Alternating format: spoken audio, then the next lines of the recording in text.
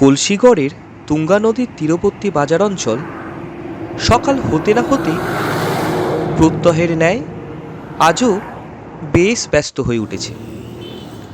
দৈনন্দিন খাদ্য সামগ্রী সংগ্রহের উদ্দেশ্যে প্রতিদিনের মতোই বেশ অনেক মানুষ সমবেত হয়েছেন এই বাজার অঞ্চলে।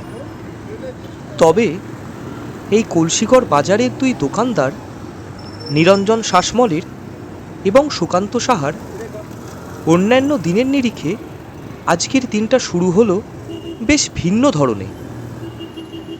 প্রাত্যহিক ক্রিয়াকলাপের সূচি অনুযায়ী সকাল সকাল বাজারে এসে দোকান খোলার পরিবর্তে আজ এই দুজনকে ইতস্তত হয়ে গোটা বাজার অঞ্চলে ঘোরাঘুরি করতে দেখা যাচ্ছে। গোটা বাজার অঞ্চল জুড়ে কাউকে একটা যেন খুঁজে চলেছেন নিরঞ্জন শাসমল এবং সুকান্ত সাহা। অনুসন্ধানের একটা স্তরে নিরঞ্জনবাবুরা তুঙ্গা নদীর তীরে এসে পৌঁছলে নিরঞ্জনবাবুর চোখ যায় তুঙ্গার তীরে অচৈতন্য অবস্থায় শুয়ে থাকা এক দীর্ঘকায় শ্যামবর্ণের ব্যক্তির দিকে। তিনি তড়িঘড়ি ওই ব্যক্তির আরও খানিকটা কাছাকাছি পৌঁছে সেই অচৈতন্য অবস্থায় নদীর তীরে পড়ে থাকা ব্যক্তিকে শনাক্ত করতে পেরেই সেই ব্যক্তির দেহে নাড়া দিয়ে বলে উঠলেন,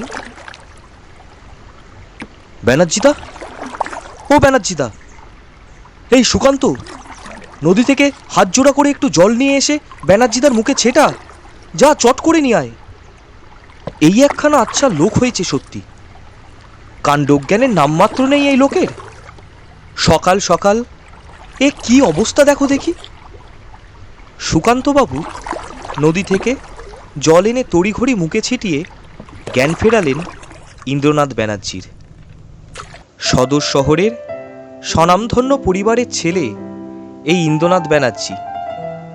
সদর শহরের মূল বাজার মজলিসখানা বাজারের কিছু বছর আগেও গোটাটারই মালিক ছিল এই ব্যানার্জি পরিবার।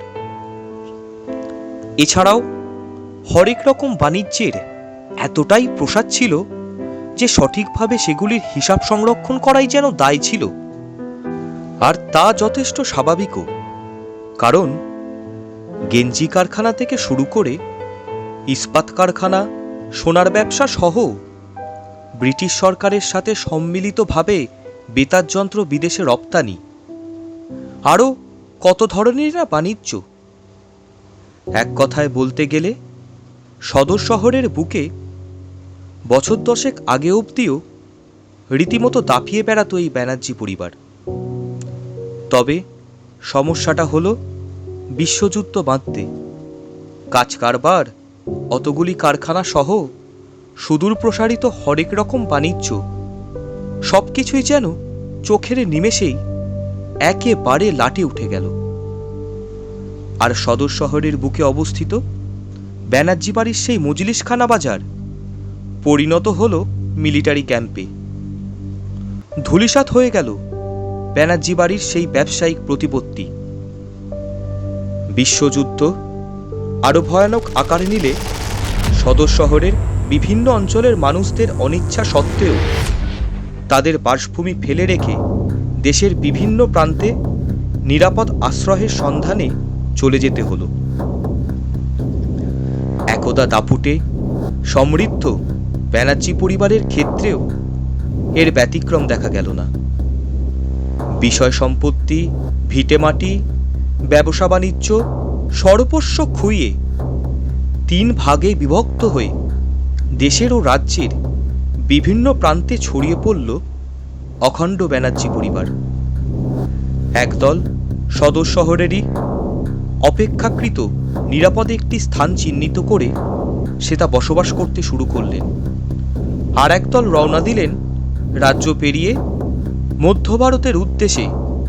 আর ব্যানার্জি পরিবারেরই আর এক অংশ, এই ইন্দ্রনাথ ব্যানার্জিরা চলে এলেন এই রাজ্যেরই অপেক্ষাকৃত নিরাপদ একটি মফস্বল অঞ্চলে। তখন থেকেই এই কলসিগড়ে বসবাস ইন্দ্রনাথ ব্যানার্জির।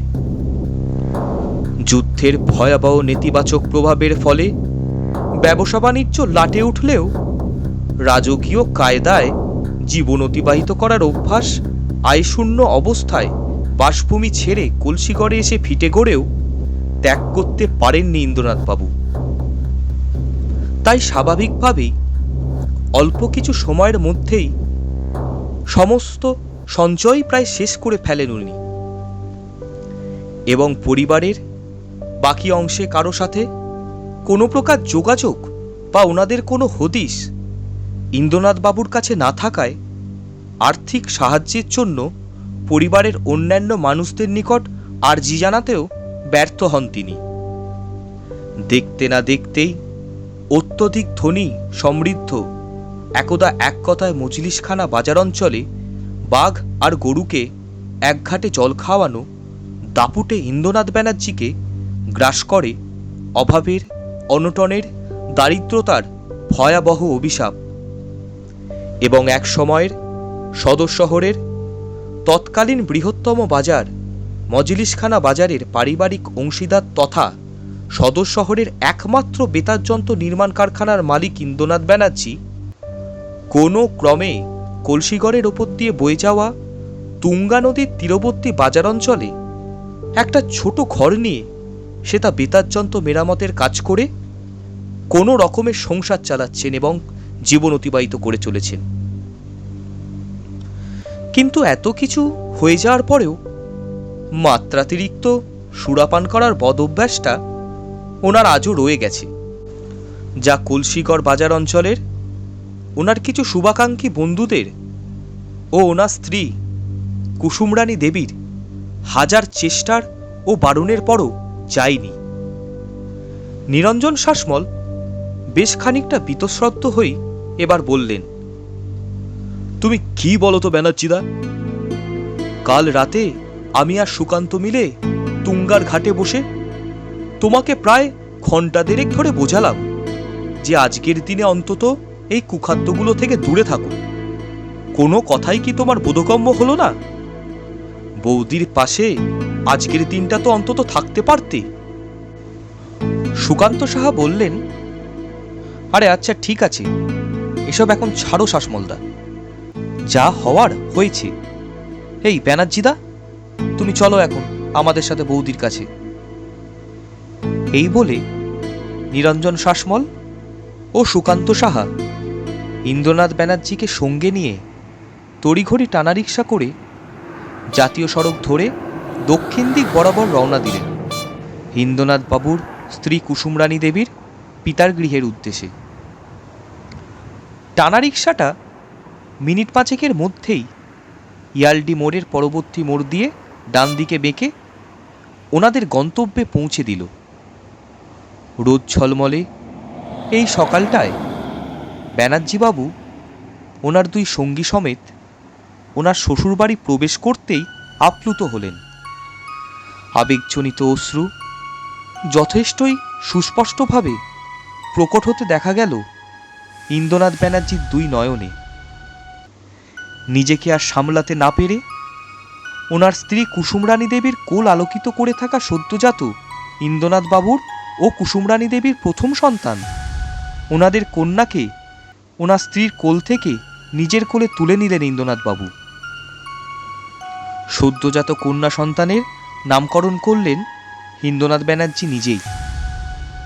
তিনি ওনাদের কন্যা তথা ওনাদের প্রথম সন্তানের নাম রাখলেন পূর্ণা ব্যানার্জি। বিশ্বযুদ্ধের কুপ্রভাবের ফলে ক্ষতবিক্ষত হয়ে যাওয়া ব্যানার্জি পরিবারে এ যেন এক নতুন খুশির আলোর সঞ্চার ঘটল। অভাব অনটনে জর্জরিত হওয়ার দরুন স্যাকরার নিকট বন্ধক যাওয়া বিপুল পরিমাণের অলঙ্কারগুলির মধ্যে ইন্দ্রনাথ ব্যানার্জির যে সোনার আংটিটি রক্ষা পেয়েছিল, উনি সেটি ওনার অনামিকা থেকে খুলে আশীর্বাদ করলেন ওনার কন্যাকে। কুসুমরানী দেবী ওনার স্বামীকে বললেন, পরাগ তোমাকে সেই গতকাল রাত থেকে খুঁজছে। বাড়ি ফেরার পথে ও তো আমাদের বাসাতেও গিয়েছিল তোমাকে খুঁজতে। ওর মুখ থেকে শুনলাম তুমি নাকি গতকাল রাতে বাসায় ছিলে না। আর তাছাড়া তোমার তো কাল দুপুরে দোকান বন্ধ করেই আমার কাছে চলে আসার কথা ছিল। দুপুর পেরিয়ে বিকেল গড়িয়ে রাত পার হলো, তাও তো তুমি এখানে গতকাল এলে না। তা রাতভর কোথায় ছিলে শুনি? ইন্দ্রনাথ ব্যানার্জি ওনার স্ত্রীকে ঠিক কি উত্তর দেবেন তা ভেবে ওঠার আগেই নিরঞ্জন শাসমল বলে বসলেন, আর বলবেন না বৌদি, ব্যানার্জিদার যা কাজ, আপনার আমাদের হাজার বোঝানো সবই তো অপাত্রে ঘি প্রদান করা। আমাদের কোনো কথারই কি আর ব্যানার্জিদা তোয়াক্কা করে? কুসুমরানী দেবী বলে উঠলেন, কি কি বললেন নিরঞ্জনদা? তার মানে কি আপনাদের ব্যানার্জিদা আবার সেসব শুরু করেছে? ওই কি গো, কি সব বলছে নিরঞ্জনদা? তুমি কি আবার ওই কুখাদ্যগুলো সেবন করা শুরু করলে নাকি গো? ওগো, তুমি যে আমাকে মাথার দিব্যি দিয়েছিলে, বলেছিলে যে ওসব আর ছোঁবে না। ইন্দ্রনাথবাবুর শ্বশুরবাড়িতে পরিস্থিতি হাতের বাইরে চলে যাচ্ছে দেখে সুকান্তবাবু তাড়াতাড়ি তা নিয়ন্ত্রণে আনার জন্য বললেন, হা শাসমলদা, তুমি কি সব বলছো বলো দেখিনি। আচ্ছা, এখন কি এসব প্রসঙ্গে আলোচনা করার সময়, নাকি এসব আলোচনা করার উপযুক্ত স্থান এটা? আর বৌদি, আপনি এখন এসব চিন্তা ছাড়ুন, আপনি বিশ্রাম নিন। আমরা যতদিন আছি ব্যানার্জিদাকে নিয়ে আপনাকে কোনো দুশ্চিন্তা করতে হবে না। আমরা ঠিক সব সামলে নেব। ব্যানার্জিদা যে আমাদের সকলের জ্যেষ্ঠ ভ্রাতার সমতুল্য। আর তাছাড়া এখন যে মা লক্ষ্মীর আগমন ঘটেছে আপনাদের সংসারে, এবার সব কিছু ধীরে ধীরে ঠিক হয়ে যাবে। আপনি খামোখা দুশ্চিন্তা করবেন না। এই বলে কোনো ক্রমে সামাল দিয়ে ইন্দ্রনাথবাবুর শ্বশুরবাড়ির শান্তিময় পরিবেশ বজায় রাখলেন সুকান্ত সাহা। তা না হলে একেই গতকাল বিকেল থেকে আজ সকাল পর্যন্ত ইন্দ্রনাথবাবু আর কুসুমরানী দেবীর দাম্পত্য জীবনের সব থেকে গুরুত্বপূর্ণ সময়কালে, যখন কিনা কুসুমরানী দেবী ওনাদের প্রথম সন্তানের জন্ম দিতে চলেছেন, সেই সময় ইন্দ্রনাথবাবুর অনুপস্থিত থাকা তো রয়েছেই। এর ওপর যদি আবার কুসুমরানী দেবী জানতে পেরে যান যে ওনার স্বামী গতকাল বিকেল থেকে ভোররাত্রি পর্যন্ত সুরাপানে মগ্ন ছিলেন, তাহলে যে আর রক্ষে নেই। নিরঞ্জন শাসমল বললেন, ব্যানার্জিদা, তাহলে তুমি এখন থাকো বৌদির কাছে। আমি আর সুকান্ত এখন চলি। আমরা আবার সন্ধ্যার দিকে আসবক্ষণ। সেরকম হলে আমি আর সুকান্ত আজ ওবেলায় আর দোকান খুলব না। এখন তাহলে চলি। এই বলে নিরঞ্জন শাসমল আর সুকান্ত সাহা পুনরায় তাদের দোকানের উদ্দেশ্যে রওনা দিলেন। আর ইন্দ্রনাথবাবু ওনার স্ত্রীর সাথে কিছু সময় অতিবাহিত করে স্ত্রীকে বিশ্রাম নিতে বলে ওনার শ্বশুরবাড়ির বাইরের ঘরটায় গিয়ে বসলেন। খানিক সময় পরই সদর দরজার শিকলটা খোলার শব্দ শোনা গেল। সাইকেলটা দালানে রেখে ভিতরে প্রবেশ করলেন পরাগ ব্যানার্জি। সেটা ইন্দ্রনাথবাবুকে বসে থাকতে দেখে পরাগ ব্যানার্জি ওনাকে জিজ্ঞাসা করলেন, আরে জামাইবাবু, কখন এলেন আপনি? গতকাল সন্ধ্যাবেলা যে তন্ন তন্ন করে খুঁজলাম আপনাকে। আপনার দোকানে গেলাম, সেটা আপনাকে না পেয়ে রাতের দিকে বাড়ি ফেরার পথে আপনার বাসাতেও একবার ঢু মারলাম, দেখলাম সেটাও বাইরের দরজায় তালা দেওয়া। তা ছিলেন কোথায় আপনি গতকাল? আপনার তো কাল দুপুরের আহারও এখানেই সারার কথা ছিল, আর কালকের দিনটা এখানেই তো থাকবেন বলেছিলেন আপনি। আমি তো ভাবলাম বাড়ি ফিরে এখনও যদি আপনাকে দেখতে না পাই, তবে আপনার সন্ধানে পুনরায় আপনার দোকানে আর বাসায় যাব। আচ্ছা যাই হোক, মেয়ের মুখ দেখলেন? সবাই তো বলছে মুখটা পুরোটাই প্রায় মায়ের মতো হলেও থুতনি আর ঠোঁটটা পুরো বাবার থেকে পেয়েছে। খুব একটা বেশি কথা না বাড়িয়ে ইন্দ্রনাথবাবু বললেন, হ্যাঁ দেখেছি। তা তুমি কোথায় গিয়েছিলে এখন? পরাগবাবু উত্তরে বললেন, এই একটু দই আর মিষ্টি আনতে গিয়েছিলাম। দিদির কোল আলো করে মা লক্ষ্মী এসেছেন, তাই ভাবলাম এই শুভ দিনে বাড়ির সবাই মিলে একটু মিষ্টিমুখ করা যাক। এই নিন জামাইবাবু। এই বলে একখানা রাজভোগ ইন্দ্রনাথবাবুর হাতে ধরিয়ে পরাগবাবু ওনার ভাগ্নিকে দেখতে বাড়ির ভিতরে গেলেন। দেখলেন তার দিদি কুসুমরানী দেবী এখন নিদ্রাচ্ছন্ন অবস্থায় রয়েছেন এবং ওনার ও ওনার সন্তানের দেখাশোনা করার উদ্দেশ্যে নিয়োজিত মায়াবতী দেবী ওনার দিদির সদ্যজাত সন্তান পূর্ণা ব্যানার্জির খুবই সযত্ন সহকারে খেয়াল রাখছেন। আসলে যে কোনো সন্তানই যে জন্মলাভ করার পর থেকেই অপর যে কোনো স্থানের তুলনায় তার মায়ের পিতামাতার বাসায় তথা তার মামার বাড়িতে সর্বাধিক আদরে ও সযত্নে এক নিরাপদ সুরক্ষা বলয়ের মধ্যে থেকে থাকেন। কুসুমরানী দেবীর প্রথম কন্যা সদ্যজাত পূর্ণা ব্যানার্জির ক্ষেত্রেও এর কোনো প্রকার ব্যতিক্রম ঘটেনি। কুসুমরানী দেবীর এবং ওনার সন্তানের যথাযথভাবে দেখভালের ও সেবা শুশ্রূষার সর্বপ্রকার আয়োজনই রয়েছে ইন্দ্রনাথবাবুর শ্বশুরবাড়িতে। কুসুমরানী দেবীর মাতা ও পিতা শশীবালা দত্ত এবং প্রতাপ ঠাকুর দত্ত ওনাদের কন্যা ও সদ্যজাত নাতনির কল্যাণ হেতু তুঙ্গা নদীর নিকট অবস্থিত বিদ্যাশ্বরী কালী মন্দিরে ও পাঁচুদত্ত ঘাটে অবস্থিত শিব মন্দিরে পূজা অর্চনা সেরে বাড়ি ফিরেই সর্বপ্রথম ওনাদের জামাই ইন্দ্রনাথবাবুকে বাড়ির বাইরের ঘরে বসে থাকতে দেখে ওনার মাথায় বিদ্যাশ্বরী কালীমাতার ফুল স্পর্শ করে ওনাদের জামাইয়ের কল্যাণ ও সমৃদ্ধি কামনা করলেন। এরপর বাড়ির অন্দরমহলে প্রবেশ করে ওনাদের নাতনি ও নিদ্রাচ্ছন্ন কন্যার মাথায় দেবীর ফুল স্পর্শ করে শারীরিক সুস্থতা ও সাংসারিক সুখ সমৃদ্ধির প্রার্থনা করলেন। প্রতাপ ঠাকুর দত্ত নাতনির দর্শন সেরে এসে ওনার জামাইয়ের সাথে আড্ডায় বসলেন আর শশীবালা দেবীকে চা প্রস্তুত করতে বললেন। নানাবিধ কথোপকথন শুরু হলো ইন্দ্রনাথ বাবুর ও প্রতাপ বাবুর মধ্যে। আলোচনার এক স্তরে উঠে এলো ইন্দ্রনাথ বাবুর সাংসারিক ও অর্থনৈতিক অবস্থার কথাও। প্রতাপবাবু বললেন, দেখো বাবা ইন্দ্র, তুমি আর কুসুম একে অপরকে জীবনসঙ্গী ও জীবনসঙ্গিনী হিসাবে নির্বাচিত করেছ।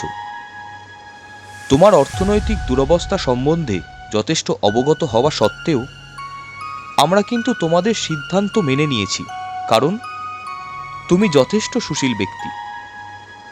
তবে দেখো বাবা ইন্দ্র, এতদিন তোমরা দুই কর্তাগিন্নি মিলে যে কোনোভাবে তোমাদের সংসার চালিয়ে নিতে, তবে এখন যে আরও একজন নবাগত সদস্যের আগমন ঘটেছে তোমাদের সংসারে, আর তার সাথেই দায়িত্ব ও কর্তব্য যেমন তোমাদের অনেক গুণ বৃদ্ধি পেয়েছে, ঠিক তেমনই একটা শিশুকে সঠিকভাবে লালন পালন করে বড় করে তোলার দরুন তোমাদের ব্যয়ও কিন্তু অনেকাংশে বৃদ্ধি পেতে চলেছে।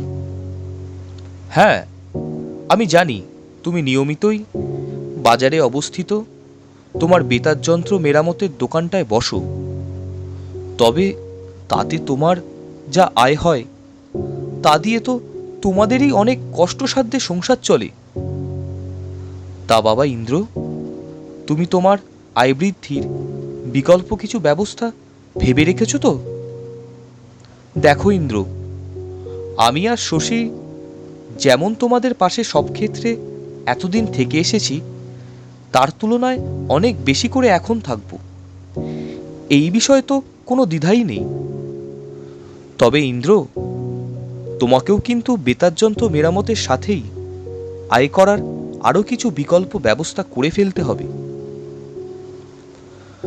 প্রতাপ ঠাকুর দত্তের কথাগুলি পুরোটাই বাস্তবমুখী ও যথেষ্ট যুক্তিসম্মত হলেও ইন্দ্রনাথবাবু ওনার শ্বশুরমশাইয়ের কথার গুরুত্ব ও তাৎপর্য বুঝতে পারলেও অপর কোনো এক দৃষ্টিকোণ থেকে শ্বশুরমশাইয়ের এই কথাগুলি ওনার বেশ গায়ে লাগলো। তিনি নিজের মনে ভাবলেন যে ওনার সাথে ওনার শ্বশুরমশাইয়ের দেখা সাক্ষাৎ হয় না এমন তো আর না। ওনার শ্বশুরমশাই এই কথাগুলোই ওনাকে ওনাদের প্রথম সন্তানের জন্মগ্রহণের দিনে না বলে পরেও কোনো এক সময় বলতে পারতেন। যদিও ইন্দ্রনাথবাবু ওনার মনের এই অনুভূতি অপ্রকাশিত রেখেই বললেন, আপনি ঠিকই বলেছেন। আসলে এই কিছু বছর ধরে আমাদের পরিবারের ওপর দিয়ে এবং বিশেষত আমার ওপর দিয়ে যা ঝড়ঝাপটা গেছে তার ফলে নিজেকে আর আমাদের সংসারটাকে গুছিয়ে নিতে একটু সময় লাগছে। তবে অবশ্যই আমি আমাদের সংসারের সাবলীল অবস্থা ফিরিয়ে আনার লক্ষ্যে কোনো না কোনো ব্যবস্থা নিশ্চিতভাবে গ্রহণ করব। ইন্দ্রনাথ ব্যানার্জি এবং প্রতাপ ঠাকুর দত্তের মধ্যে আলোচনা চলছিলই এমন সময় বাজারপাড়া থেকে কেশব বিশ্বাস এসে হাজির দত্তবাবুর বাড়ি। কেশব বিশ্বাসকে এ সময় দেখে বেশ খানিকটা আশ্চর্য হয়েই প্রতাপবাবু বললেন, আরে কেশব, তুমি এখন?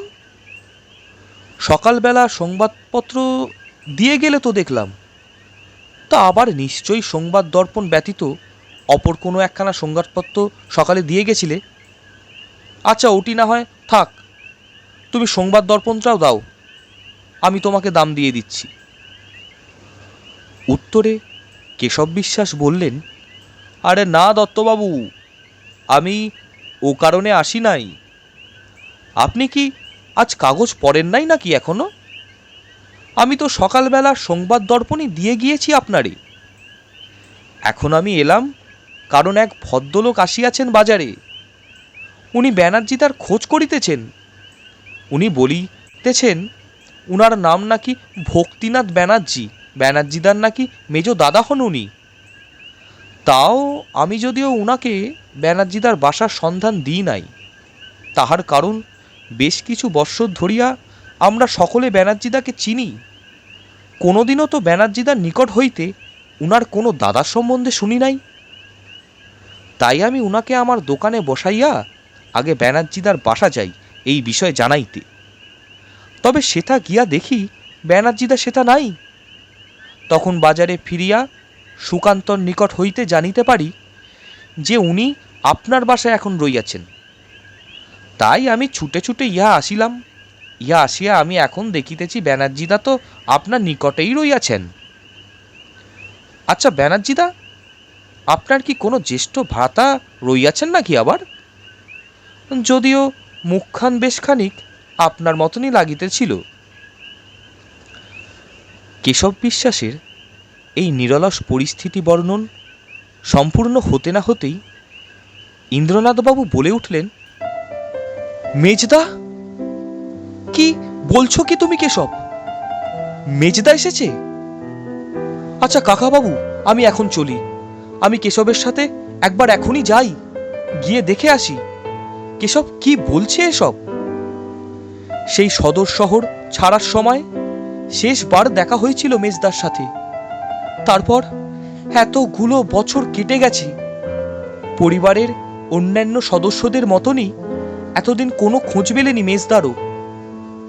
আজ কিনা মেজদা আমার সন্ধানে আমাদের বাজারে এসেছে। এই কেশব, চলো তো দেখি, আর বিলম্ব না করে আমরা এখনই যাই। এই বলে ইন্দ্রনাথ ব্যানার্জি কেশবকে সঙ্গে করে রওনা দিলেন বাজার অঞ্চলের উদ্দেশ্যে। বাজারে পৌঁছেই ইন্দ্রনাথবাবু দেখতে পেলেন কেশব বিশ্বাসের দোকানের পাশের চায়ের দোকানে বসে চা পান করছেন এক বলিষ্ঠ চেহারার ভদ্রলোক। পিছন দিক থেকে দেখার দরুন সেভাবে বুঝতে না পারলেও আরও কিছুটা এগিয়ে সেই ব্যক্তির সামনে পৌঁছতেই ইন্দ্রনাথবাবুর সেই ব্যক্তিকে চিনে উঠতে আর কোনো প্রকার সংশয় হলো না।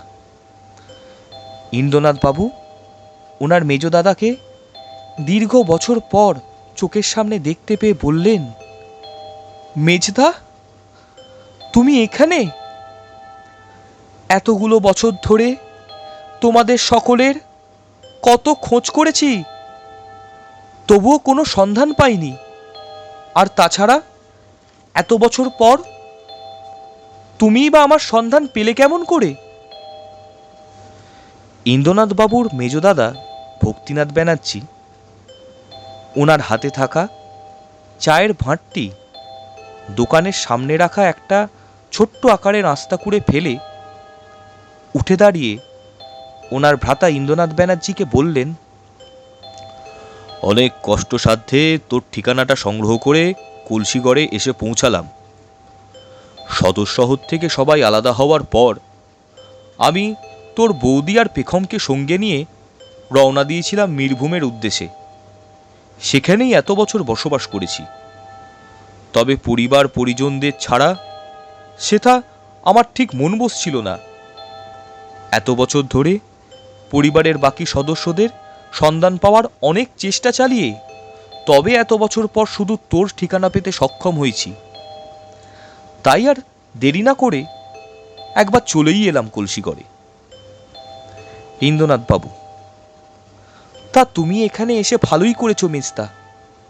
অনেকটা পথ যাত্রা করে আসছো, এবার চলো বাসায় গিয়ে একটু বিশ্রাম করে নেবে। সেটা তোমার সহিত বাদবাকি আলোচনা হবে। এই বলে ভক্তিনাথ ব্যানার্জিকে সঙ্গে করে নিজের বাসার উদ্দেশ্যে যাত্রা শুরু করলেন ইন্দ্রনাথ ব্যানার্জি। বাসায় পৌঁছেই সর্বপ্রথম ইন্দ্রনাথ ব্যানার্জি ওনার মেজদাদাকে নিজের পিতা হওয়ার এবং ওনার মেজদাদার জ্যাঠা হওয়ার সুসংবাদ দিলেন। ভক্তিনাথবাবু সেই সংবাদ শুনেই তৎক্ষণাৎ ওনার ভ্রাতুষ্পুত্রীকে দেখতে যাওয়ার ইচ্ছা প্রকাশ করলেন। তবে ইন্দ্রনাথবাবুর পরামর্শ অনুযায়ী অনেকটা পথ যাত্রা করে আসার দরুন দুপুরে ইন্দ্রনাথবাবুর গৃহে বিশ্রাম নিয়ে বিকেলে ওনার ভ্রাতুষ্পুত্রীকে দেখতে যাওয়ার সিদ্ধান্ত নিলেন। মধ্যাহ্নভোজ সেরে দুই সহোদরের দীর্ঘ বছর ধরে জমে থাকা আড্ডার একটা স্তরে ভক্তিনাথবাবু ওনার স্ত্রীকে ও কন্যাকে নিয়ে কলসিগড়ে স্থায়ী বসতি গড়ার পরিকল্পনার কথা ওনার ভাই ইন্দ্রনাথ ব্যানার্জিকে জানান এবং তা শুনে ইন্দ্রনাথবাবু যথারীতি খুবই খুশি হয়ে ওনার দাদা ভক্তিনাথ ব্যানার্জিকে বললেন, এ যে এক ভীষণই খুশির সংবাদ শোনালে গো তুমি মেজদা। আর তাছাড়া সেই অতগুলো বছর পূর্বে আলাদা হওয়ার পর আমাদের অখণ্ড ব্যানার্জি পরিবার ছত্রভঙ্গ হয়ে সকলে ভিন্ন ভিন্ন স্থানে এমনভাবে ছড়িয়ে ছিটিয়ে পড়েছিলাম যে একে অন্যের সন্ধান পাওয়াটাই দুঃসাধ্য হয়ে উঠেছিল। এতগুলো বছর পর তোমার সাথে দেখা হতে, তাও যেন নিজের বলে কাউকে একটা ফিরে পেলাম। ভক্তিনাথ ব্যানার্জি, শোন রে ছোট, সবই হচ্ছে ঈশ্বরের লেখনী। ওনার নির্ধারণ করা পথে আমরা সকলেই চলমান। ওনার এই সৃষ্টির প্রত্যেকটি প্রাণী, উদ্ভিদ, জীব, জড় যে কেবলই ওনার আজ্ঞাবাহক মাত্র, এর অধিক আর কিছুই নয়। আমাদের জন্ম থেকে শুরু করে মৃত্যু পর্যন্ত সম্পূর্ণ যাত্রাপথটাই যে ওনার দ্বারা পূর্ব নির্ধারিত। আমরা লক্ষ্য চেষ্টা করলেও তা যে কোনোদিনও বদলাতে সক্ষম হব না। আমাদের পরিবারের আলাদা হওয়া থেকে শুরু করে আবারও আমাদের দুই ভাইয়ের সংযোগ স্থাপন, এই সব কিছুই যে ওনার অপার লীলার অংশ মাত্র। দুপুরের নিদ্রা সেরে বিকেল হতেই দুই সহোদর মিলে রওনা দিলেন পরিবারে আগত নতুন সদস্যকে দেখতে। ভক্তিনাথ বাবু ওনার সদ্যজাত ভাতুষপুত্রী পূর্ণা ব্যানার্জিকে দেখে আপ্লুত হলেন। তিনি বলে উঠলেন, এ যে আমাদের বংশে মা লক্ষ্মীর আগমন ঘটেছে রে ছোট। দেখিস দেবী লক্ষ্মীর কৃপায় এবার তোর সব দুঃখ কষ্টের অবসান ঘটে সুখ সমৃদ্ধির জোয়ার ধেয়ে আসবে তোর সংসারে। ভক্তিনাথ ব্যানার্জি ওনার নিজের গলায় পরিধান করা সোনার হারটি খুলে সেটি দিয়ে আশীর্বাদ করলেন ওনার ভাতুষপুত্রী পূর্ণা ব্যানার্জিকে এবং সমগ্র পরিবারের কল্যাণ হেতু দেবী কালিকার মন্ত্রজপ করে এক মনে প্রার্থনা করলেন। ইন্দ্রনাথ ব্যানার্জির ও কুসুমরানী দেবীর জীবনযাত্রা ওনাদের কন্যা পূর্ণাকে নিয়ে বেশ ভালোই চলছে। বছর খানেকের মধ্যে ইন্দ্রনাথ ব্যানার্জির বেতার যন্ত্র মেরামতের জীবিকায় পূর্বের তুলনায় বেশ আয় বৃদ্ধিও পরিলক্ষিত হয়েছে। আর ইতিমধ্যেই ভক্তিনাথ ব্যানার্জিও ওনার স্ত্রী মনীষা দেবী ও ওনার কন্যা পেখম দেবীকে সঙ্গে করে কলসিগড়ে বসবাস করতে শুরু করে দিয়েছেন। ভক্তিনাথ বাবু কলসিগড়েরই ভিন্ন স্থানে বাসা গড়ার ইচ্ছা প্রকাশ করলেও ইন্দ্রনাথ বাবুর অনুরোধে উনি ইন্দ্রনাথ বাবুর বাসাতেই বসবাস করছেন এবং ইন্দ্রনাথ বাবু জমিরই একাংশে আরও একটি গৃহ নির্মাণ করতে শুরু করেছেন। পূর্ণা ব্যানার্জি 2 বছর বয়সে পদার্পণ করলে দেশ স্বাধীনতা লাভ করার বছরেই ইন্দ্রনাথ বাবু এবং কুসুমরানী দেবীর কোল আলো করে জন্মগ্রহণ করলেন ওনাদের দ্বিতীয় কন্যা। কুসুমরানী দেবীর পিতা প্রতাপ ঠাকুর দত্ত সেই কন্যার নাম রাখলেন আলপনা। পরিবারের সকল সদস্যদের নিয়ে বেশ সুখে শান্তিতে চলতে থাকে ইন্দ্রনাথ বাবুদের সংসার। পূর্ণা ব্যানার্জির বছর 3 বয়স হলে পূর্ণা ব্যানার্জিকে স্থানীয় এক বিদ্যালয়ে ভর্তি করে দিলেন ইন্দ্রনাথ বাবু। ভক্তিবাবুর কন্যা পেখম ব্যানার্জি সেই একই বিদ্যালয়ে পঠন পাঠন করার দরুন পূর্ণা ব্যানার্জি তার দিদির সাথেই বিদ্যালয়ে যাতায়াত করে থাকেন। তবে ভক্তিনাথ বাবু ওনার নিয়মিত শরীরচর্চা করার ও কুস্তি লড়ার অভ্যাসটা গোটা পরিবারের ওপর দিয়ে এত ঝড়ঝাপটা বয়ে যাওয়া সত্ত্বেও ধরে রাখতে সক্ষম হয়েছেন। উনি ওনার জীবিকা নির্বাহের সাথেই ওনার স্থানীয় কিছু বন্ধুদের সহিত বাসার নিকট ওনার ক্রয় করা একটি জমিতে নিয়মিত শরীরচর্চার এবং কুস্তি লড়ার অভ্যাস অব্যাহত রেখেছেন। ভক্তিনাথ ব্যানার্জির কুস্তিগির বন্ধুরা মিলে তাদের শরীরচর্চার ও কুস্তির অভ্যাস করার সেই স্থানের নামকরণ করেছেন ভক্তিনাথ বাবুর নামেই। তারা সেই স্থানের নাম রেখেছেন ভক্তি সংঘ। বিশ্বযুদ্ধের নেতিবাচক প্রভাবের ফলে বিচ্ছিন্ন হয়ে যাওয়া একদা সদর শহরের প্রতাপী ব্যানার্জি পরিবার একে অপরের থেকে আলাদা হয়ে গিয়ে রাজ্য সহ গোটা দেশের বিভিন্ন প্রান্তে ছড়িয়ে ছিটিয়ে গিয়ে সাংসারিকভাবে ও অর্থনৈতিকভাবে ক্ষতবিক্ষত হয়ে যাওয়ার দীর্ঘ বছর পর ব্যানার্জি পরিবারেরই একটি অংশের সদস্য ভক্তিনাথ ব্যানার্জি ও ইন্দ্রনাথ ব্যানার্জি ধীরে ধীরে নিজেদের সামলে নিয়ে নিজেদের সংসারকে সাবলীল করে তুলেছেন। ইন্দ্রনাথ বাবুও ওনার সেই ভয়ানক দারিদ্র্য কাটিয়ে উঠে বেশ সাবলীলভাবেই সাংসারিক জীবন অতিবাহিত করে চলেছেন। আর তাছাড়া ওনার শ্বশুরবাড়ির সাথেই ওনার মেজদাদাও এখন ওনার যে কোনো সমস্যাতে ওনার পাশে দাঁড়াতে দ্বিতীয়বার ভাবেন না। তাই মোটের ওপর 2 কন্যা সমেত বেশ ভালোভাবেই অতিবাহিত হচ্ছে ইন্দ্রনাথ বাবুর সাংসারিক জীবন। শৈশবকাল থেকেই পূর্ণা দেবী তার মেধা এবং বুদ্ধিমত্তার দরুন ওনার শিক্ষক মহলে যথেষ্ট প্রশংসিত। পূর্ণা দেবীর বিদ্যালয়ের শিক্ষক শিক্ষিকা দিগকের বক্তব্য অনুযায়ী পূর্ণা দেবী তার পাঠ্য বিষয়বস্তুর যে কোনো কিছু অন্যান্য ছাত্রছাত্রীদের তুলনায় অনেক সহজে এবং দ্রুত বোধগম্য করে ফেলতে সক্ষম। দ্বিতীয় ও তৃতীয় কক্ষে পরস্পর দুবার প্রথম এবং তৃতীয় ও চতুর্থ কক্ষে দ্বিতীয় স্থান অধিকার করার দরুন ওনার শিক্ষক শিক্ষিকারা পূর্ণা দেবীর ভবিষ্যৎ নিয়ে যথেষ্ট আশাবাদী এবং এই বিষয়ে ওনারা পূর্ণা দেবীর পিতামাতাকেও বেশ কিছুবার অবগত করেছেন।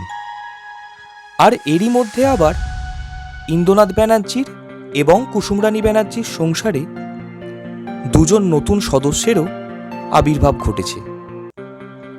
কুসুমরানী দেবীর কোল আলোকিত করে ব্যানার্জি পরিবারে খুশির জোয়ার এনে জন্মগ্রহণ করেছেন ওনাদের আরও দুই কন্যা, রীনা ব্যানার্জি ও বীণা ব্যানার্জি।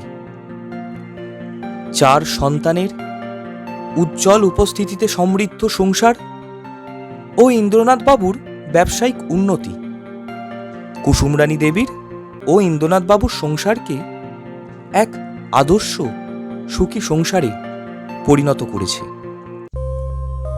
বছর 6 এরকমভাবেই কুসুমরানী দেবীদের সংসার সুখে শান্তিতে বেশ স্বাচ্ছন্দ্যের সাথে অতিবাহিত হলেও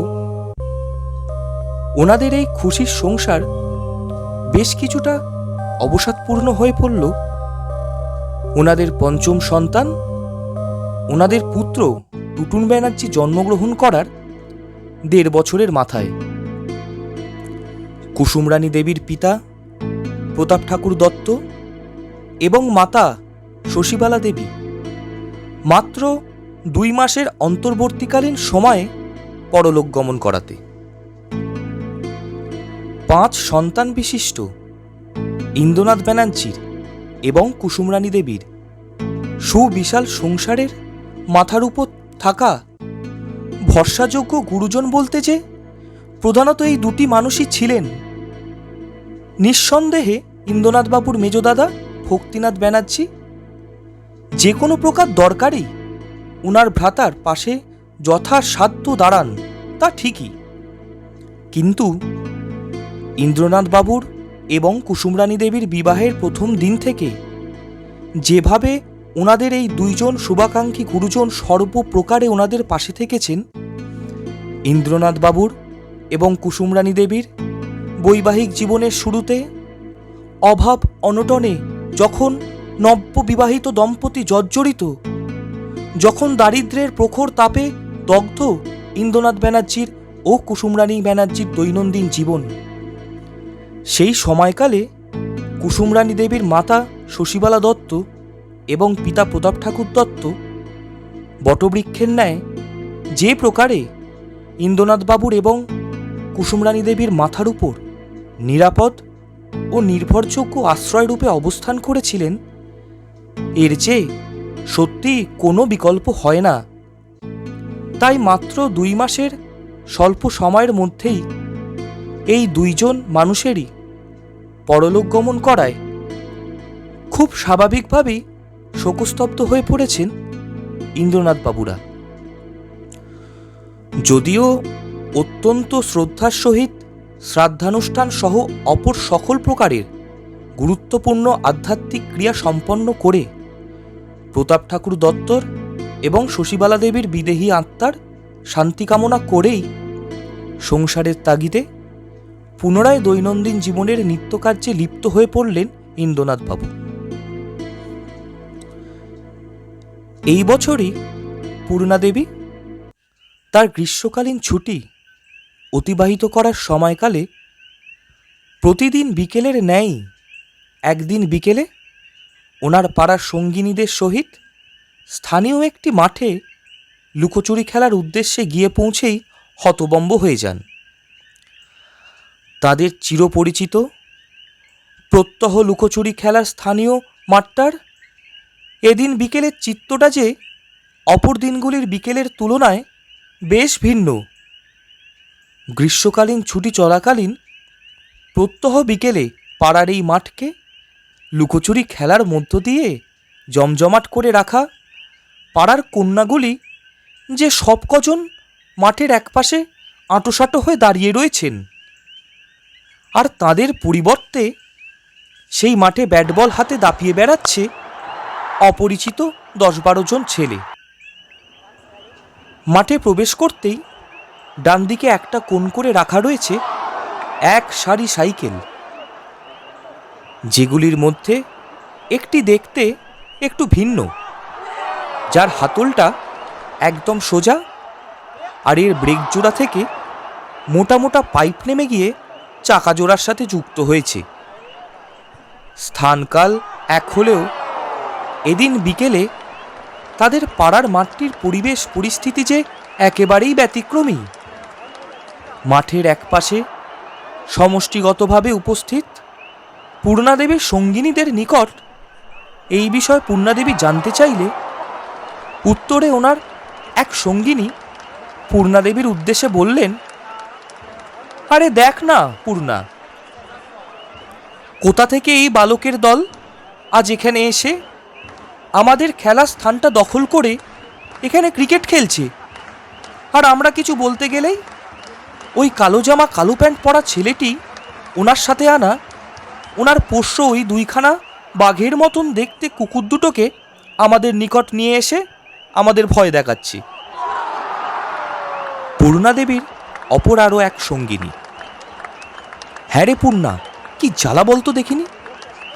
সারাটা বছরের পড়াশোনার চাপ থেকে একটু নিস্তার পাই ওই পূজার 4টে দিন আর এই গরমের ছুটিতে। এই সময়টুকুও যদি এই বালকদের দ্বারা নিজেদেরই পাড়ার মাঠে খেলতে এসে এই রকম ব্যতিব্যস্ত হতে হয়, তাহলে কি তার সহ্য করা যায়? কিন্তু কি আর বলি বলতো এদের?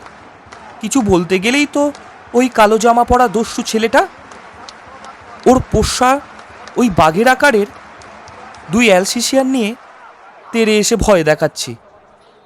এই যে এক আচ্ছা হাড় জ্বালানে ছেলের পাল্লায় পড়া গেল আজ। সব শুনে পূর্ণাদেবী ওনার সঙ্গিনীদের উদ্দেশ্যে বললেন, সে আবার কি, আমরা তো রোজই এই মাঠে বিকেলবেলা খেলাধুলা করি।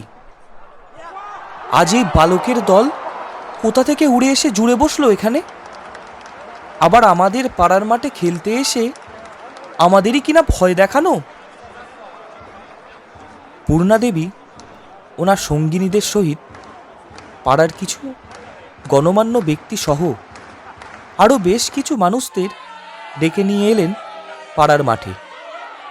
গোধূলি লগ্নে সামান্য ক্রিকেট খেলা নিয়ে বেশ তর্ক বিতর্ক বাঁধল সেই বালকদের সাথে পাড়ার লোকদের, এবং অবশেষে সকল সঙ্গী সমেত সেই কালো জামা কালো প্যান্ট পরা ছেলেটি তার 2 হাতে 2 বিশাল আকারের পোষ্য কুকুর নিয়ে সেই স্থান থেকে গজগজ করতে করতে বেরিয়ে গেলেন, এবং ওনার এক সাথীকে ওনার বিদেশি রেসিং সাইকেলটি নিয়ে আসার বার্তা দিলেন।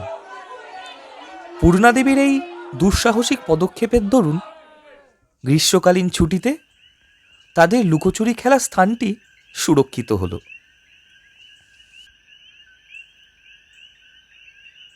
এদিন রাতেই ইন্দ্রনাথবাবু হঠাৎই ওনার দোকান থেকে বাড়ি ফেরার চিরাচরিত সময়ের তুলনায় বেশ খানিকক্ষণ আগে বাসায় ফিরলেন, এবং তিনি বাসায় ফিরেই সর্বপ্রথম বেশ উদ্বিগ্ন হয়ে পূর্ণাদেবীর খোঁজ করতে লাগলেন। তিনি ওনার স্ত্রী কুসুমরানী দেবীর উদ্দেশ্যে বললেন, তোমার বড় মেয়ে কোথায়? ওকে এক্ষুনি ডাকো, বলো বাবা ডাকছে। ইন্দ্রনাথবাবুর এই কথা শেষ হতে না হতেই, এবং ওনার এই কথার পরিপ্রেক্ষিতে কুসুমরানী দেবীর কোনোরূপ প্রতিক্রিয়ার পূর্বেই পিতার কথা শুনতে পেয়ে বাড়ির ভিতরের ঘর থেকে দালানে বেরিয়ে এলেন পূর্ণাদেবী। দালানের এক কোণে রাখা কলসিটা থেকে এক গ্লাস জল নিয়ে তার পিতা ইন্দ্রনাথ ব্যানার্জির হাতে দিয়ে পূর্ণাদেবী তার পিতার উদ্দেশ্যে বললেন, বাবা, ভিতরের ঘর থেকে শুনতে পেলাম তুমি বেশ উদ্বিগ্ন কণ্ঠে আমার খোঁজ করছো, আর তুমি তো প্রতিদিন আরো বেশ কিছু সময় পর দোকান থেকে বাড়ি ফেরো। তা আজ এত তাড়াতাড়ি চলে এলেছে? আর এ কি, তুমি আজ এখনো হাত পা মুখ ধোনি দেখছি যে। অন্যান্য দিন তো বাড়ি ফিরেই আগে বাথরুমে গিয়ে পরিষ্কার পরিচ্ছন্ন হয়ে তবে ঘরে প্রবেশ করো। আজ কি হয়েছে বলো তো? তাছাড়া তোমাকে আজ এত চিন্তিত দেখাচ্ছে কেন? ইন্দ্রনাথ বাবু, আমি যে যথেষ্ট সঙ্গত কারণেই চিন্তিত। হ্যাঁ রে মা, তুই আজ কি করেছিসটা কি? ছোট খোকন আজ সন্ধ্যা হতে না হতেই আমার দোকানে এসে আমাকে যা নয় তাই বলে গেল। তুই আর তোর বান্ধবীরা মিলে নাকি আজ পাড়ার লোকদের দিয়ে ওদের অপদস্থ করিয়েছিস। আর আমাদের পাড়া থেকে নাকি 2-3 জন বয়স্ক মানুষ মন্দিরতলা পাড়ার সরকার বাড়িতে গিয়েছিলেন, আর সেখানে গিয়ে ওনারা হরিচরণ সরকারের মেজ ছেলে অর্থাৎ ছোট খোকনের মেজদাদাকে নাকি ছোট খোকনের নামে অভিযোগ জানিয়ে এসেছেন। পূর্ণা, কি শুরু করেছিস তুই এসব? কই, এর আগে তো কোনোদিনও তুই এমনটা কখনো করিসনি। কি এমন হতো শুনি? একদিন ছোট খোকন আর ওর বন্ধুরা আমাদের পাড়ার মাঠে ক্রিকেট খেললে তোরা না হয় একটা দিন ঝুমদের বাড়িতে লুকোচুরি খেলতিস। ছোট খোকন নেহাতি সম্ভ্রান্ত ভদ্র পরিবারের ছেলে হলেও ওর মাথায় উল্টো বুদ্ধির অভাব নেই। কখন যে কি করে বসবে তার কোনো ঠিক ঠিকানা নেই। আর এছাড়াও বাজার পাড়ায় ওর বেশ হাঁকডাক রয়েছে। ওর সাথে বিবাদে জড়ানোর তোর কি প্রয়োজন ছিল বল দেখি মা? পূর্ণাদেবী অবাক হয়ে তার পিতার মুখ থেকে সব কিছু শুনে তার পিতার উদ্দেশ্যে কি একটা যেন বলতেই যাবেন, তার আগেই পূর্ণাদেবীর সেজভগিনী রীনা দেবী বাড়ির দালানে বেরিয়ে এসে বলে উঠলেন, দিদির কোনো দোষ নেই গো বাবা। গোটা বছরটাই তো আমরা সকলে পড়াশোনা নিয়ে থাকি। গরমের ছুটির এই কয়েকটা দিন আমরা পাড়ার সব মেয়েরা মিলে আমাদের পাড়ার এই মাঠটায় লুকোচুরি খেলি। বছরের বাকি দিনগুলোতে তো পড়াশোনার ওই ব্যাপক চাপে আমাদের আর একে অপরের সঙ্গে ঠিক মতন দেখা করে ওঠারও সুযোগ হয়ে ওঠে না। তাও তো আমরা ওদেরকে আমাদের রোজের লুকোচুরি খেলার স্থানে আজ হঠাৎ এসে ক্রিকেট খেলার জন্য সেভাবে কিছুই বলিনি। ওদেরকে ক্রিকেট খেলতে দেখে আমরা সকলে মাঠের একটা পাশে চুপ করে দাঁড়িয়েছিলাম। তবে ওই যে কালো রঙের জামা প্যান্ট পরা ছেলেটি, তুমি যার নাম বলছো নাকি ছোট খোকন, তিনি যে মাঝে মধ্যেই ওনার ওই পোষ্য 2টি কুকুর নিয়ে আমাদের দিকে তেড়ে এসে আমাদের সবাইকে ভয় দেখাচ্ছিলেন। আর তাই তো সকলে মিলে দিদিকে বলল বড়দের ডেকে আনতে। সেই কারণেই সবার কথা মতো দিদি পাড়ার বড়দের ডেকে এনেছিল। এতে দিদির কোনো দোষই নেই। আর তাছাড়া ওই ছেলেটি যে ভীষণই দস্যু। আমরা যখন স্কুল থেকে বাড়ি ফিরি তখন ওই ছেলেটি ওর ওই পোষ্য 2টিকে সঙ্গে করে ভ্রমণ করেন। সেই সময়ও উনি ওনার ওই বাঘের আকারের কুকুর 2টিকে দিয়ে আমাদের ভয় দেখিয়ে তাড়া করেন। ইন্দ্রনাথ ব্যানার্জি, দেখ মারিনা, ওই ছেলেটি মোটেও সুবিধার নয়। আমাদের বাজার পাড়াতে বিভিন্ন লোকের মুখে ওর ডানপিতেপনার কথা আমি প্রায়ই শুনি। আজ যেখানে মারপিট করে তো কাল অন্যত্র কোথাও গিয়ে ঝামেলা বাকি আসে। আমি চাই না তোর দিদি ওর সাথে কোনো প্রকার ঝুট ঝামেলায় জড়াক। শোন পূর্ণা, আমি যেন আর কখনো না শুনি ওর সাথে কোনো ঝামেলা তুই করেছিস। ও আমাদের পাড়ায় এসে ক্রিকেট খেলুক, নাচ গান করুক আর জাহান্নামে যাক, তুই কোনো ব্যাপারে মাথা ঘামাবি না, এ আমি স্পষ্টভাবে বলে রাখলাম। এই বলে ইন্দ্রনাথ বাবু উঠানে অবস্থিত স্নানকক্ষে প্রবেশ করে ভালো করে হাত পা মুখ ধুয়ে ঘরে প্রবেশ করে রাতের খাওয়া সারলেন। মাস তিনেক পর প্রতিদিনের মতোই একদিন পূর্ণাদেবী তার জ্যাঠার মেয়ে পেখম দেবীর এবং তার অপর ভগিনীদের সাথে বিদ্যালয় ছুটির পর বাড়ি ফিরছিলেন। এমন সময় কিছু অপরিচিত যুবক হঠাৎই তাদের পিছু নেয় এবং আরও কিছু পথ অতিক্রম করার পর সেই ছেলেগুলি পেখম দেবীকে বিরক্ত করতে শুরু করে। কিছু রাস্তা এমনটাই চলার পর সেখানে হঠাৎই আবির্ভাব ঘটল 3 মাস আগে পূর্ণাদেবীর দেখা সেই কালো জামা কালো প্যান্ট পরিধান করা ছেলেটির। বিদ্যালয় থেকে ফেরার পথে পেখম দেবীকে বিরক্ত করা সেই 4 জন ছেলের মধ্যে 2 জনকে শায়েস্তা করার জন্য তিনি তার ওই 2 পোষ্যকে লেলিয়ে দিলেন, আর অপর 2 জনকে বীর পুরুষের ন্যায় বেধড়ক ধোলাই দিয়ে উচিত শিক্ষা দিলেন। ওনার এই তাণ্ডবে সেই স্থান থেকে দৌড় দিল সেই 4 বদ যুবক এবং মুখে কোনো কথা না বলেই 2 হাতে 2 আলসিশিয়ান নিয়ে ওই ছেলেটি বাড়ির বাকি পথ পিছন পিছন হেঁটে এগিয়ে দিলেন পেখম দেবী, পূর্ণাদেবী সহ ওনাদের বাকি ভগিনীদের। এই ঘটনা পূর্ণাদেবীর মনকে খানিকটা হলেও নাড়া দিল। ওই দিনের পর থেকে পূর্ণাদেবী কেমন যেন নিজের অবচেতন মনেই ভাবতে থাকেন সেই ছেলেটিকে নিয়ে, যে ছেলেটিকে পূর্ণাদেবী কেবলই বড়লোকের বখাটে দস্যু ঝগড়ুটে ছেলে হিসেবে গণ্য করতেন। সেই ছেলের মধ্যেই যেন নারী মর্যাদার যথাযথ জ্ঞানের অধিকারী, অপরের বিপদে 7-5 না ভেবে ঝাঁপিয়ে পড়া এক আদর্শ সাহসী ব্যক্তিকে খুঁজে পেতে শুরু করেছেন পূর্ণাদেবী। বিদ্যালয় থেকে বাড়ি ফেরার পথে না চাইতেও যেন পূর্ণাদেবীর 2 নয়ন মনের অজান্তেই খুঁজতে থাকে সেই ছেলেটিকে, আর কখনো যদি দেখা হয়ে যায় সেই সময় যদিও পূর্ণাদেবী ওনার পানে না তাকালেও পরবর্তী সময় আবারও পূর্ণাদেবী ভাবতে থাকেন সেই মানুষটিকে নিয়ে। কিছুদিনের মধ্যেই পূর্ণাদেবী একটা বিষয় লক্ষ্য করলেন। বিদ্যালয় থেকে বাড়ি ফেরার পথে পূর্বের তুলনায় অনেক অধিক মাত্রায় দেখা মিলছে সেই ছেলেটির। আরও কিছুদিন অতিক্রম হতেই পূর্ণাদেবীর বুঝতে আর কোনো সমস্যা হলো না যে সেই ছেলেটি জেনে বুঝে ইচ্ছাকৃতভাবেই পূর্ণাদেবীর বিদ্যালয় থেকে বাড়ি ফেরার সময় সেই পথে নিয়মিত ঘোরাঘুরি করে থাকেন। বর্ষা ঋতুর বৃষ্টিমুখর এক দিনে পূর্ণাদেবী বিদ্যালয় ছুটি হওয়ার পর ওনার বাড়ির উদ্দেশ্যে রওনা দিয়েছেন। বৃষ্টির কারণে এদিন অপর দিনগুলির তুলনায় অনেক কম ছাত্রীরা বিদ্যালয়ে এসেছেন। পূর্ণাদেবীর ভগিনীরাও এদিন বিদ্যালয়ে আসেননি।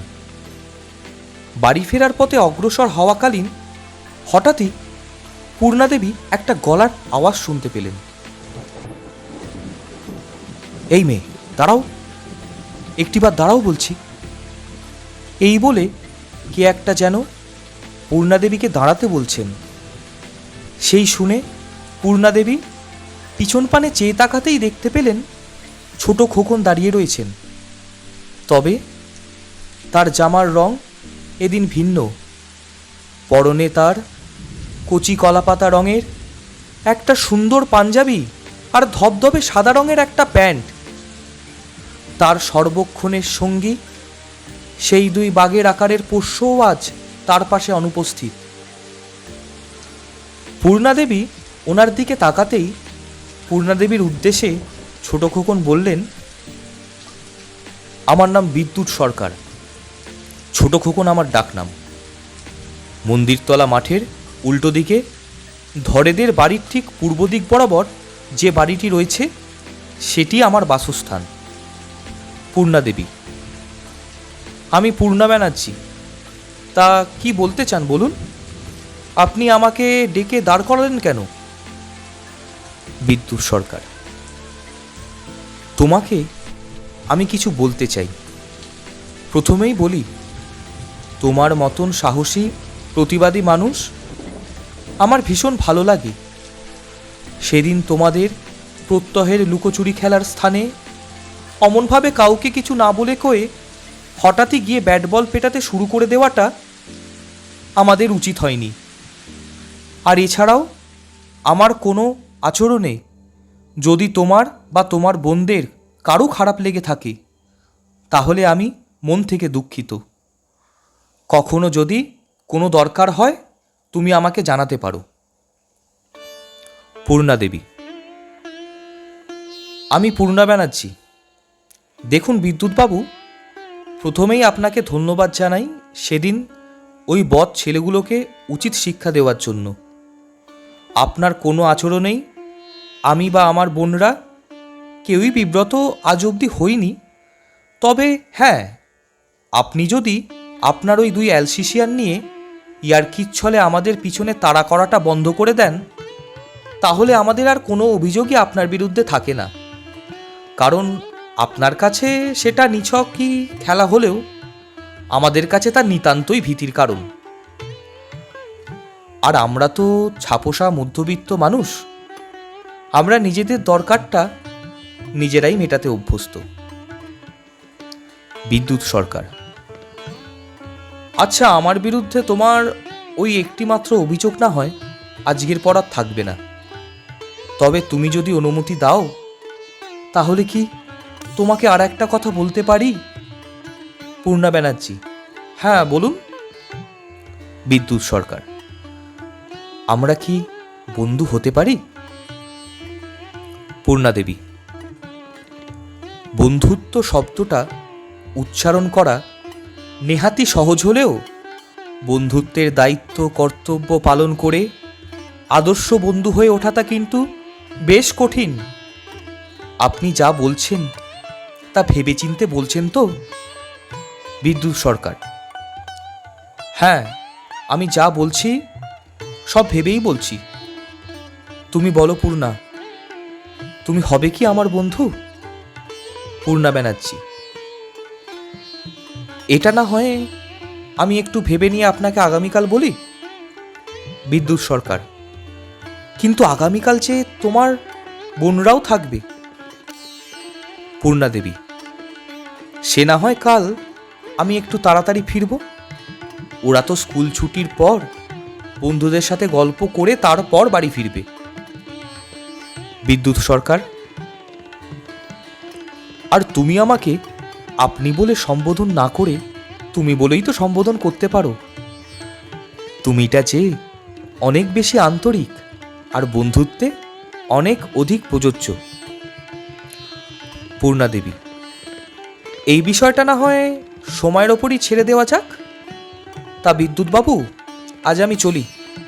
আজ যে আমি একা বিদ্যালয়ে এসেছি, আমার বোনরা যে আজ বৃষ্টির কারণে বিদ্যালয়ে আসেনি। আজ বাড়ি ফিরতে দেরি হলে মাঝে চিন্তা করবে। কাল দেখা হবে। এই বলে নিজের বাড়ির উদ্দেশ্যে রওনা দিলেন পূর্ণা ব্যানার্জি। আর বিদ্যুৎ সরকার পূর্ণা দেবীর পথ চলার দিকে চেয়ে রইলেন। আগামী দিন বিদ্যালয় থেকে বাসা ফেরার পথে গতদিনের স্থানেই অপেক্ষারত বিদ্যুৎ সরকার অর্থাৎ ছোট খোকনের সহিত দেখা করলেন পূর্ণা দেবী। এবং এরপর থেকে প্রায়ই স্কুল ছুটির পর তাড়াতাড়ি স্কুল থেকে বেরিয়ে বাড়ি ফেরার সময় পূর্ণা দেবীর জন্য অধীর আগ্রহে অপেক্ষারত ছোট খোকনের সাথে দেখা করেন। এবং বাড়ি ফেরার সম্পূর্ণ পথটায় পূর্ণা দেবীর ও বিদ্যুৎবাবুর মধ্যে নানান ধরনের গল্প আলাপচারিতা চলতে থাকে। দুই বন্ধু মিলে একে অপরকে খুব ভালোভাবে জানতে ও বুঝতে শুরু করলেন। ধীরে ধীরে দুই বন্ধুর মধ্যে স্থাপিত হলো এক বন্ধুত্বপূর্ণ পবিত্র ভালোবাসার সম্পর্ক। পূর্ণাদেবী এবং বিদ্যুৎ সরকারের সম্পর্কের এই বছর দুয়েকের মাথায় একদিন পূর্ণাদেবীর সেজভগিনী রীনাদেবী তার বড় দিদির অর্থাৎ পূর্ণাদেবীর আলমারি থেকে একটা পেন বের করতে গিয়ে হঠাৎই সেখান হতে বিদ্যুৎ সরকারের পূর্ণাদেবীকে দেওয়া একটি পত্র উদ্ধার করে ফেললেন এবং পূর্ণাদেবী ও বিদ্যুৎ সরকারের সম্পর্ক সম্বন্ধে অবগত হলেন। এখনো পর্যন্ত যদিও রীনাদেবী ব্যতীত পূর্ণাদেবী এবং বিদ্যুৎ সরকারের বাসার আর অপর কেউই ওনাদের সম্পর্ক সম্বন্ধে অবগত নন। ছোট খোকন অর্থাৎ বিদ্যুৎ সরকারের পূর্ণাদেবীকে উদ্দেশ্য করে লেখা চিঠিটি উদ্ধার করার সপ্তাহ দুয়েকের মধ্যে একদিন রাতে ঘুমোতে যাওয়ার আগে রীনা ব্যানার্জি ওনার বড় দিদি পূর্ণাদেবীকে বাড়ির অন্যান্য সদস্যদের আড়ালে বললেন, হ্যাঁ রে দিদি, তোকে একটা কথা জিজ্ঞাসা করব। পূর্ণাদেবী, হ্যাঁ বল। রীনাদেবী, আমি এর মধ্যে একদিন একটা পেন বের করার জন্য তোর আলমারিটা খুলেছিলাম, তখন আমি দেখলাম। পূর্ণাদেবী, কি ব্যাপার, চুপ করে গেলি কেন? আরে কি দেখলি সেটা তো বল, কথা বলতে বলতে অমন থেমে গেলি কেন? রীনাদেবী, দিদি তুই যদি রেগে না যাস তাহলে আমি বলতে পারি। পূর্ণাদেবী, না রে রীনা, রাগ করার মতো কি আর আছে, তুই বল কি বলছিলি। রীনাদেবী, সেদিন তোর আলমারি থেকে পেন নিতে গিয়ে সেখানে আমি বিদ্যুৎদার তোকে লেখা একটা চিঠি দেখতে পাই। হ্যাঁ রে দিদি, আমি তো জানতাম তুই আর বিদ্যুৎদা শুধুই বন্ধু, কিন্তু সেদিনের চিঠিটা পড়ে আমার যা মনে হলো, হ্যাঁ রে দিদি, তুই আর বিদ্যুৎদা শুধুই বন্ধু তো।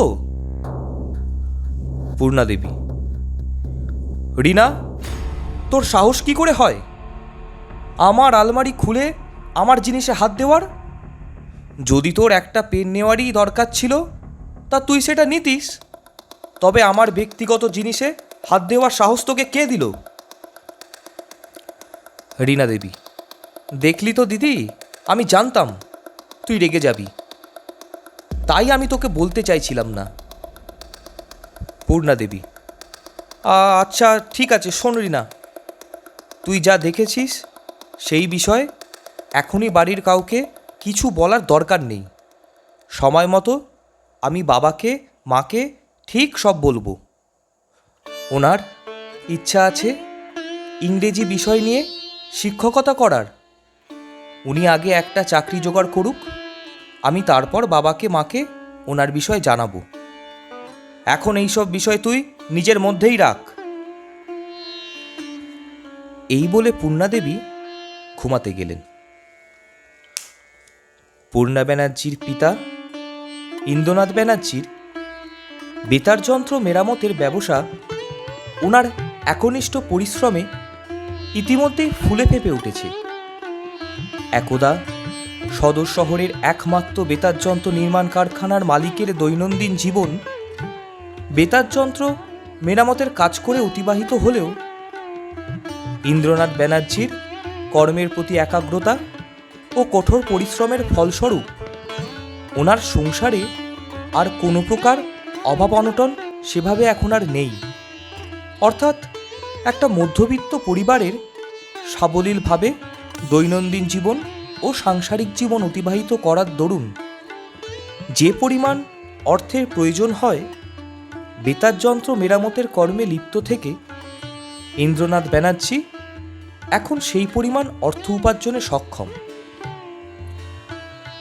পূর্ণাদেবীর পিতা ইন্দ্রনাথ বাবুর ব্যবসায়িক পরিস্থিতি ধাপে ধাপে উন্নতি সাধনের দরুন ইন্দ্রনাথবাবু ওনার এক স্থানীয় বন্ধুর পরামর্শ মতো কলসিগড় শহরে পুনরায় বেতার যন্ত্র নির্মাণের কারখানা গড়ার সিদ্ধান্ত নিয়ে ফেললেন এবং সেই মতো ওনার সেই স্থানীয় বন্ধু সুমিত সান্যালের দেখানো কারখানা গড়বার জন্য উপযুক্ত জমিও চিহ্নিত করলেন ও তা ক্রয় করার জন্য পদক্ষেপ গ্রহণে অগ্রসর হলেন।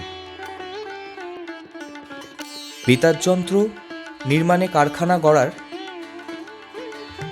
ইন্দ্রনাথবাবুর এই পরিকল্পনার বিষয়ে তিনি বাড়িতে কিছু না জানালেও উনি ওনার দুই চিরসঙ্গী নিরঞ্জন শাসমলকে এবং সুকান্ত সাহাকে একদিন রাতে দৈনন্দিন কার্য সম্পূর্ণ করে দোকান বন্ধ করার পশ্চাৎ বাজারের পাশেই নবনির্মিত নদীর ঘাটটির সিঁড়িতে বসে আড্ডা দেওয়ার সময়কালে জানালে নিরঞ্জন শাসমল ইন্দ্রনাথবাবুর ও ওনার পরিবারের কল্যাণের উদ্দেশ্যে ইন্দ্রনাথবাবুর উদ্দেশ্যে বললেন, শোনো ব্যানার্জিদা, তোমার ফিরে পাওয়া আত্মবিশ্বাস সত্যিই ভীষণই ইতিবাচক লক্ষণ, কিন্তু ব্যানার্জিদা, তোমার এখন একটা বড় সংসার রয়েছে। বাচ্চাগুলোর পড়াশোনার খরচ থেকে শুরু করে মেয়েগুলোর বিয়ে, এই সব কিছুরই অর্থ কিন্তু তোমাকে মজুদ রাখতে হবে। দ্বিতীয় বিশ্বযুদ্ধের সময়কালে পরিবার থেকে আলাদা হওয়ার পর এই সদ্য তোমার সংসারের হাল ফিরেছে।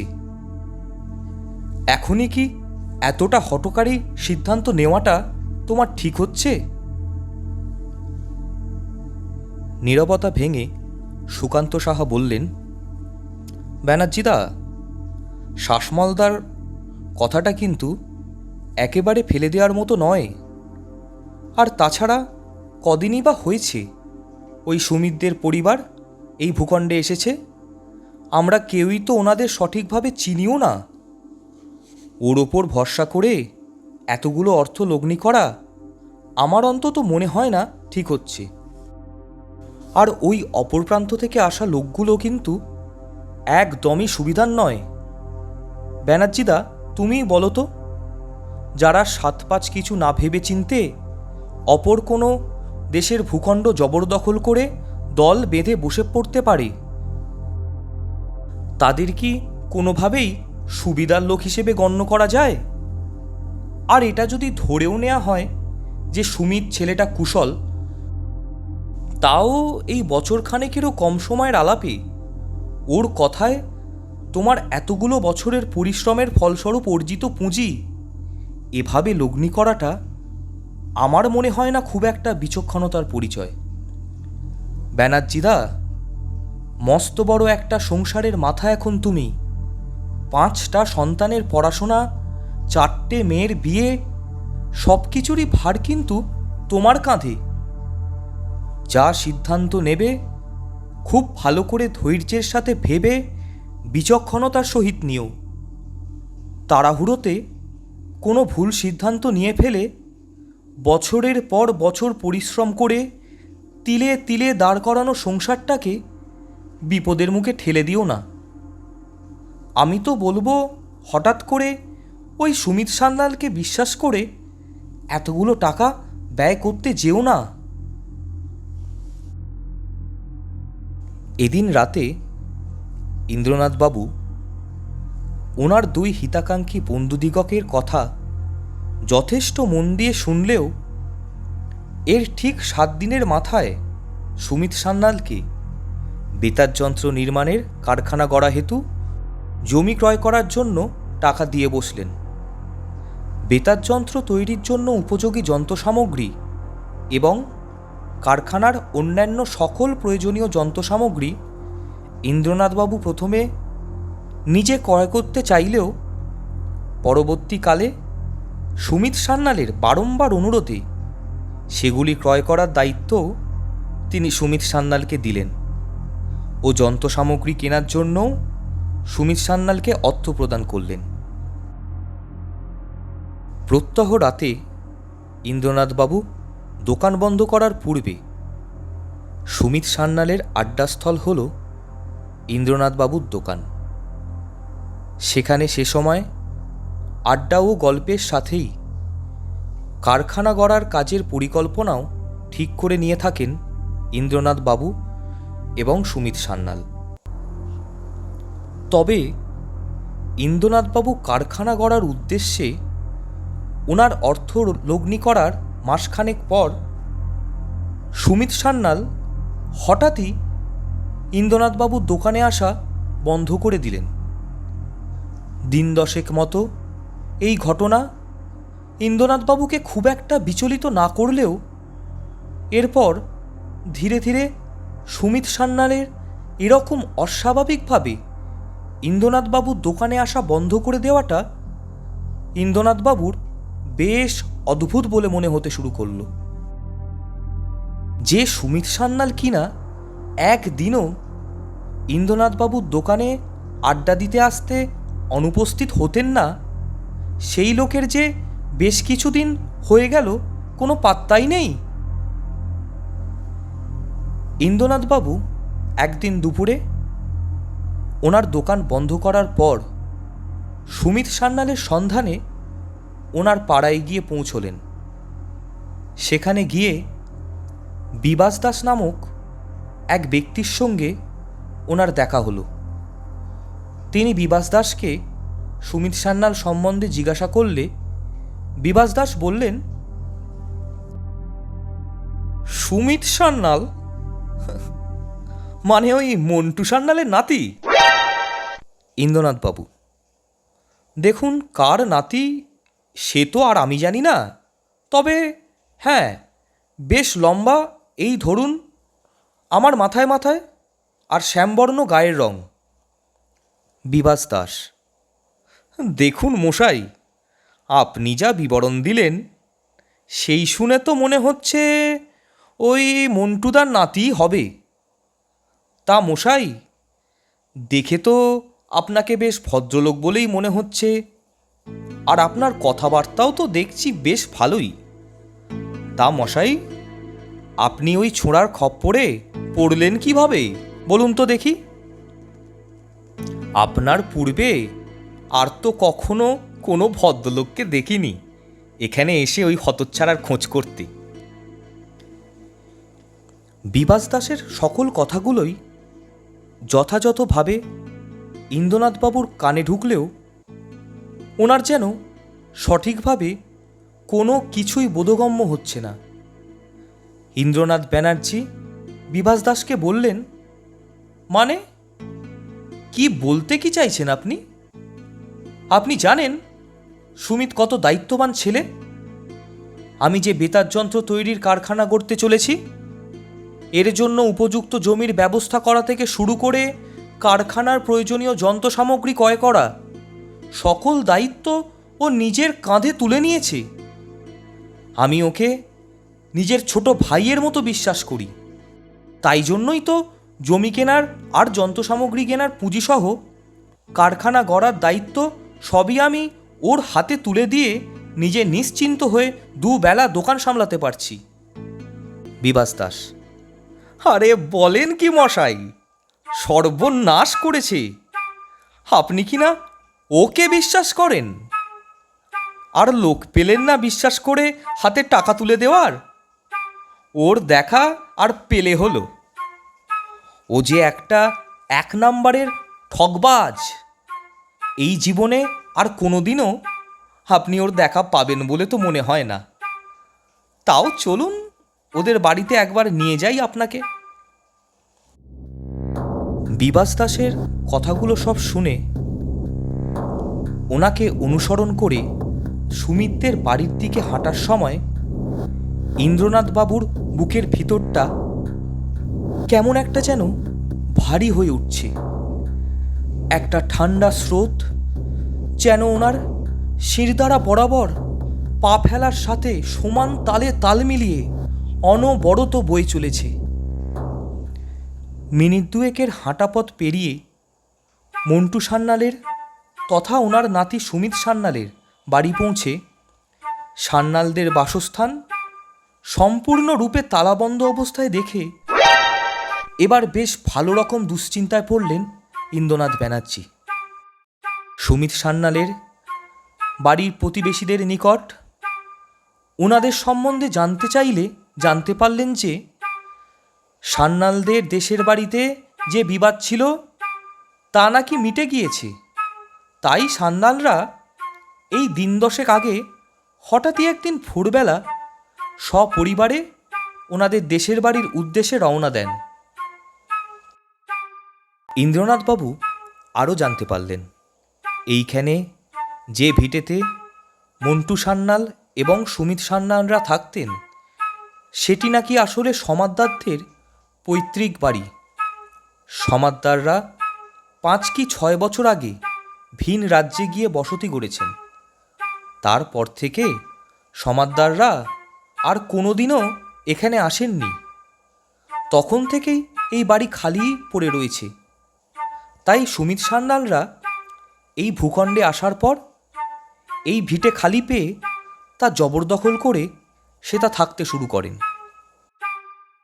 সব কিছু শুনে ইন্দ্রনাথবাবু স্তম্ভিত হয়ে যান। সুমিত সান্যালদের বাড়ি থেকে ফেরার পথে বিবাস দাস ইন্দ্রনাথবাবুকে বললেন, সব নিজেখানেই তো শুনলেন, তা মশাই এবার আমার কথা বিশ্বাস হলো তো? ওই সুমিত ওপারে থাকাকালীনও ওর ঠকবাজির জন্য কুখ্যাত ছিল। আপনি যাই বলুন মশাই, ওর পাল্লায় পড়াটা কিন্তু আপনার একদমই বুদ্ধিমানের কাজ হয়নি। সব কিছু নিজের চোখে দেখে এবং নিজের কানে শুনে ইন্দ্রনাথ ব্যানার্জি যেন বাকরুদ্ধ হয়ে পড়েছেন। তাই তিনি নীরব থেকে বিভাস দাসের কথাগুলো শুধুই শুনে গেলেন। বিকেলে বাসায় ফিরে তিনি আর এদিন সন্ধ্যায় ওনার দোকান খুলতে গেলেন না। ঘরের কোণ করে রাখা খাটটায় শুয়ে ঘোর দুশ্চিন্তায় নিমজ্জিত ইন্দ্রনাথ ব্যানার্জি ওনার বছরের পর বছর কঠিন পরিশ্রমের দ্বারা উপার্জিত লুণ্ঠিত অর্থের ভাবনায় মগ্ন হলেন।